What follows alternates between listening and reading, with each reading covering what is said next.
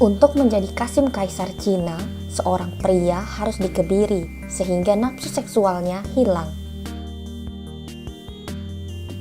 Sebagai imbalannya, pria tersebut mendapatkan pekerjaan di dinas kekaisaran sebagai Kasim dan dekat dengan kaisar.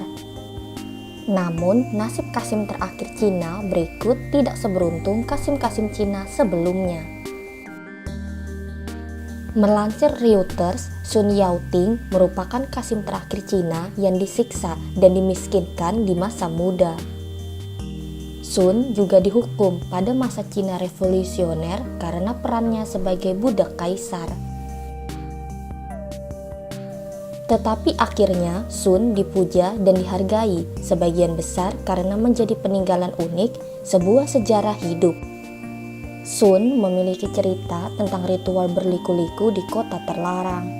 Saat-saat terakhir Kaisar Puyi di sana dan pengadilan boneka bermasalah yang dijalankan oleh Jepang selama tahun 1930-an. Sun melarikan diri kembali ke jantung perang saudara, menjadi pejabat komunis, dan kemudian menjadi sasaran kaum kiri radikal sebelum akhirnya dibiarkan hidup dalam damai. Kisah kehidupan Sun Yao-ting ini telah dicatat dalam The Last Eunuch of China oleh sejarawan amatir Jia Yinghua. Sun meninggal pada tahun 1996 dan biografinya akhirnya diterbitkan dalam bahasa Inggris tahun 2009. Biografi ini mengungkapkan hal-hal yang sebelumnya tabu seperti kehidupan seks Kasim dan kaisar yang mereka layani, pengebirian menyakitkan yang sering dilakukan di rumah, dan juga sering mematikan. Mirisnya, alat kelamin Sun dibuang selama revolusi kebudayaan 1966-76 yang kacau. Dia hanya menangis tentang dua hal, ketika memberitahu saya tentang pengebirian dan tentang hilangnya harta karunnya, kata Jia. Selama berabad-abad di Cina, banyak pria rela menukar organ reproduksi mereka dengan harapan akses eksklusif ke kaisar yang membuat beberapa dari mereka menjadi politisi kaya dan berpengaruh. Keluarga Sun yang miskin menempatkannya di jalan yang menyakitkan dan beresiko ini.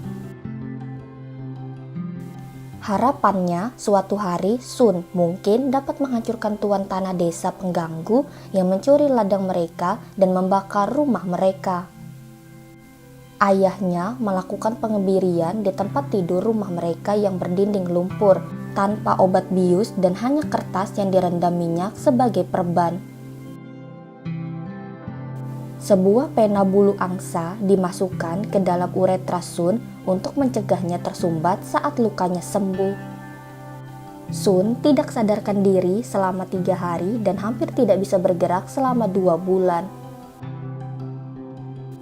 Namun sungguh malang, ketika Sun sadar kaisar yang akan dia layani telah turun tahta beberapa minggu sebelumnya.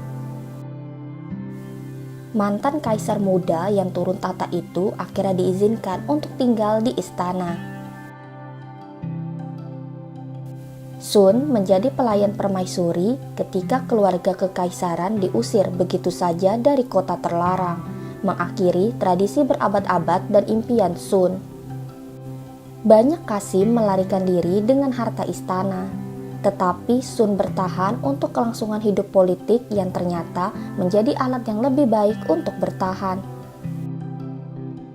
Sun tidak pernah menjadi kaya, dia tidak pernah menjadi kuat, tetapi dia menjadi sangat kaya dalam pengalaman dan rahasia.